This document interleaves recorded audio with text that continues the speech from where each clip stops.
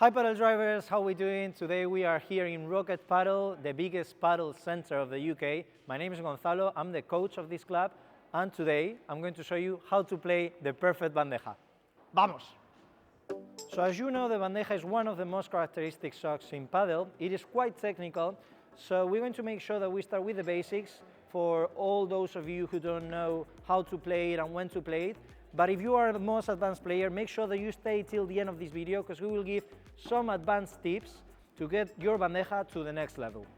Okay, so the first thing that we need to understand is why we play the bandeja and when we play it. For this, we're going to imagine the typical scenario when me and my partner, we are both at the net.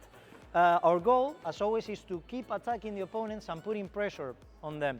So at some point, obviously, they're going to play a lob to try to push them away from the net. Whenever I'm hitting this lob, so more or less here, most of the intermediate players, they think that the bandeja is a really attacking shot overhead, and it's not the case. All we have to do is just put it back in and make sure that we have enough time to recover the net and keep adding pressure. At this point, the question would be, where do I have to play this shot? Ideally, I want to aim behind the line so that I have a lot of time to recover the net. Also, it's good to try to play to the back glass and then to the side glass, because in that way, we're always going to make sure that the opponent is displaced to one of the sides of the court, and then my next volley can be to the center, taking advantage of the space that I generated with my bandeja. Another question that I get a lot is, so we always play to the corner, we never play to the center. Good question. Yes, we have to play to the center. Why? Because if we always play to the corner, the opponent is going to know that we're going to play there, so he's going to be ready.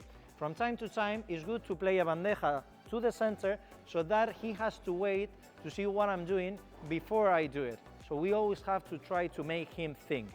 However, the bandeja to the center is more technical because you have to make sure that it doesn't generate a lot of rebounds. So be careful when you play to the center. Sergio, can you feed me a couple, please?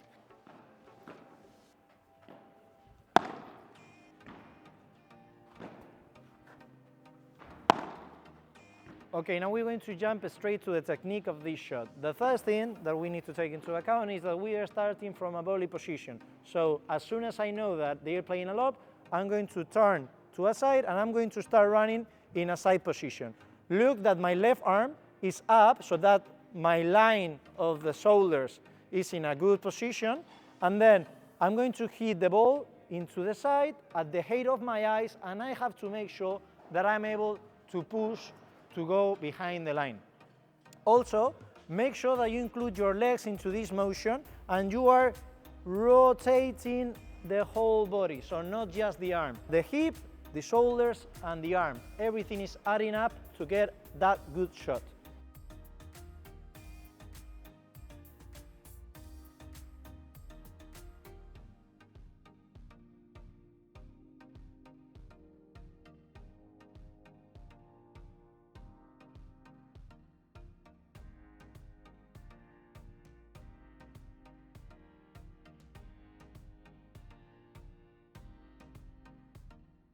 As promised at the beginning of this video, here I will give you a few tips for those of you who are more advanced. So when you are playing more advanced game, it's really important that when we play the bandeja, we don't generate a lot of chances for them to counter-attack.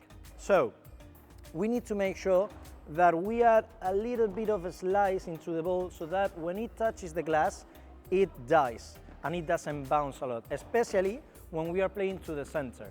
So in order to do that, make sure that the racket is from up to down, and then keep it loose, don't get the arm really tense, and make sure that you are able to push till the end, not just finish here. If your racket goes from up to down really quickly, the ball will go towards the net, and you want to aim, remember, behind the baseline. Sergio, please. Okay, so for example, now those balls, they are rebouncing a lot. So in an advanced game, they would be counter-attacking me, right?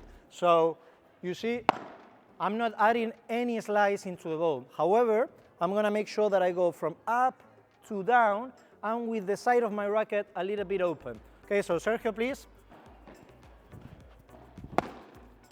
See, that one doesn't generate any rebounds at all.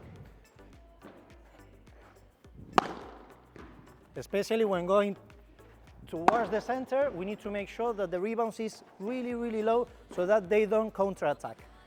Now we're going to jump to the other side of the court so that we can show in a more obvious way the difference between returning a good bandeja and a bad bandeja. Sergio, please, can you play a bad bandeja? So from here, if it rebounds a lot, I can always play the lob because that ball is not giving me any trouble. So make sure that you play with a little bit more of a slice. This one is harder because it's not bouncing a lot and I have to keep myself really low and just push there. I cannot play the lob. If I try to play the lob, it's probably not going to be a good lob. So, you see the difference? So as you see, it's way harder to play a good return when the bandeja is really low. However, if the bandeja is bouncing high, we can always play a good lob, counter-attack. So from the opponent's perspective, the difference is insane. So as you saw, this is the Padel Drive guide for a perfect bandeja. If you want to see the next chapter, which is the Vibora, a little bit more advanced, make sure that you like this video and you share with that friend that never plays a good bandeja. We hope that you like it and see you in the next one. Good question.